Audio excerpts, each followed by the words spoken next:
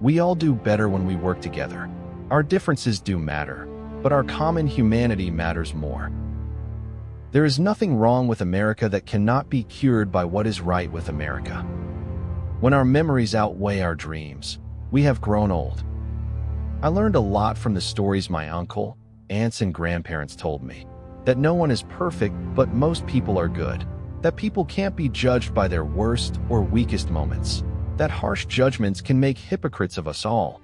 That a lot of life is just showing up and hanging on. That laughter is often the best, and sometimes the only response to pain. Perhaps most important, I learned that everyone has a story of dreams and nightmares, hope and heartache, love and loss, courage and fear, sacrifice and selfishness. All my life I've been interested in other people's stories. I wanted to know them, understand them, feel them. When I grew up into politics, I always felt the main point of my work was to people a chance to have better stories. If you live long enough, you'll make mistakes. But if you learn from them, you'll be a better person. It's how you handle adversity, not how it affects you. The main thing is never quit, never quit, never quit. The real differences around the world today are not between Jews and Arabs, Protestants and Catholics, Muslims, Croats, and Serbs. The real differences are between those who embrace peace and those who would destroy it. Between those who look to the future and those who cling to the past. Between those who open their arms and those who are determined to clench their fists. If you want to live like a Republican, vote like a Democrat. Being president is like being the groundskeeper in a cemetery. There are a lot of people under you, but none of them are listening. People around the world have always been more impressed by the power of our example than by the example of our power. We cannot build our own future without helping others to build theirs. A man is more than the sum of all the things he can do. Mental illness is nothing to be ashamed of, but stigma and bias shame us all. In other words, our Constitution was designed by people who were idealistic but not ideological. There's a big difference. You can have a philosophy that tends to be liberal or conservative, but still be open to evidence, experience, and argument. That enables people with honest differences to find practical, principled compromise. On the other hand, fervent insistence on an ideology makes evidence, experience, and arguments irrelevant. If you possess the absolute truth, those who disagree are by definition wrong, and evidence of success or failure is irrelevant. There is nothing to learn from the experience of other countries. Respectful arguments are a waste of time. Compromise is weakness.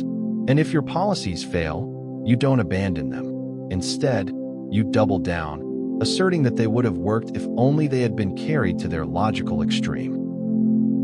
The media knows what sells: conflict and division. It's also quick and easy. All too often anger works better than answers, resentment better than reason, emotion trumps evidence. A sanctimonious, sneering one-liner, no matter how bogus, is seen as straight talk, while a calm, well-argued response is seen as canned and phony. You can put wings on a pig, but that doesn't make it an eagle. We live in a completely interdependent world, which simply means we cannot escape each other. How we respond to AIDS depends, in part, on whether we understand this interdependence.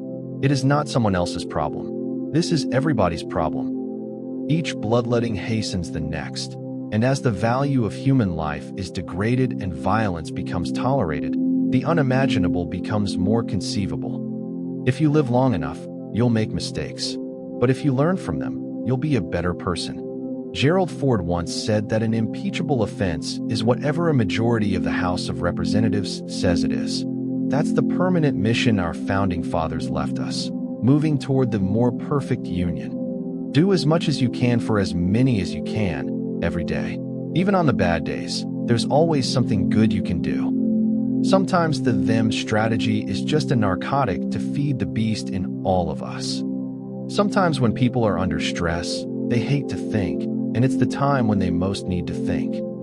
Psychologically, we're all a complex mixture of hopes and fears. Each day we wake up with the scales tipping a bit one way or the other. If they go too far toward hopefulness, we can become naive and unrealistic. If the scales tilt too far the other way, we can get consumed by paranoia and hatred. We're using modern technology to revert to primitive kinds of human relations. That depends on what your definition of is. I'm out of rabbits and hats to pull them out of. Surrounding yourself with sycophants and bootlickers is the surest route to failure.